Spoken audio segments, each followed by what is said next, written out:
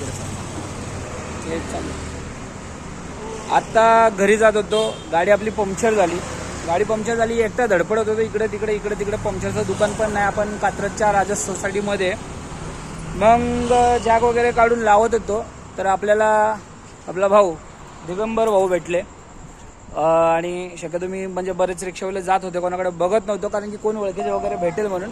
पण भाऊ ओळखला आपल्याला आणि आला. आणि तुम्हाला खरं सांगतो, यातलं मला काही अनुभव नव्हतं. टायर जॅक लावून कसं ओपन करायचं, काय करायचं.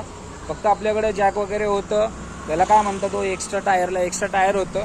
त्या भाऊनी जॅक वगैरे लावून ओपन वगैरे करून जबरदस्त मदत केली. म्हणजे आपण म्हणतो ना माणूस की म्हणजे एकदम पटकन गाडी थांबवली. मला वाटलं की हा भाऊ आला, पण थांबवलं, गाडी थांबून पटापट हे केलं. भाऊ भारी वाटलं तुम्हाला भेटून? मला पण खूप भारी वाटलं. आणि भाऊ आपले व्हिडिओ बघतात भरपूर. कसे वाटतात व्हिडिओ? एक नंबर. आणि काय आपल्याला बदल करायला पाहिजे? बदल फक्त ओनली मीटर. अच्छा, मीटरचं आपण काम करतो, पण माझ्या व्हिडिओमध्ये काय बदल केलं पाहिजे?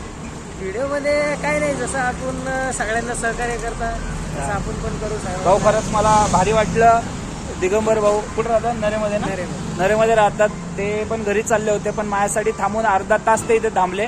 आणि इथं पहिली गोष्ट आमच्या दोघांच्या मोबाईलला नेटवर्क नाही. हा आता सांगतोय, व्हिडिओ काढायला वेळ लागेल, संध्याकाळी टाकतो. आणि अशी माणुसकी असली पाहिजे. हे कमवतो आपण, जे करतो ना हे कमवतो. थांबतो, काही यातलं माहीत नव्हतं. भाऊनी मला मदत केली. भाऊ खरंच देवासारखा भेटला. धन्यवाद भाऊ. खूप आनंद झाला तुम्हाला भेटून.